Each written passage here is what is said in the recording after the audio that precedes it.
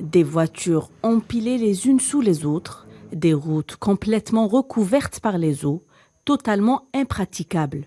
Les inondations provoquées par la tempête Daniel ont fait des ravages dans le nord-est de la Libye, causant des milliers de victimes. Si la tempête a provoqué des inondations dévastatrices dans de nombreuses villes, c'est à Derna que les destructions ont été les plus importantes. La ville, déclarée sinistrée, s'est retrouvée sous les eaux. Ici, l'eau a atteint les 3 mètres de hauteur, conséquence de l'effondrement de plusieurs barrages, d'impressionnantes coulées de boue, ainsi que des routes et bâtiments effondrés.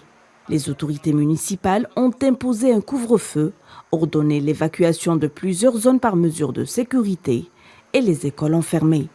Secourir à tout prix, jour et nuit, dans des conditions de travail pas évidentes, voire dangereuses, des centaines d'habitants sont toujours bloqués dans des zones difficiles d'accès. L'heure est au ravitaillement. Un élan de solidarité est en marche pour la collecte d'aide humanitaire. Des associations se sont mobilisées pour offrir des denrées aux sinistrés. Qualifiée par les experts de phénomène extrême en termes de quantité d'eau tombée, la tempête Daniel a dévasté plusieurs régions de Grèce, Turquie et de Bulgarie, faisant au total une 30aine de morts.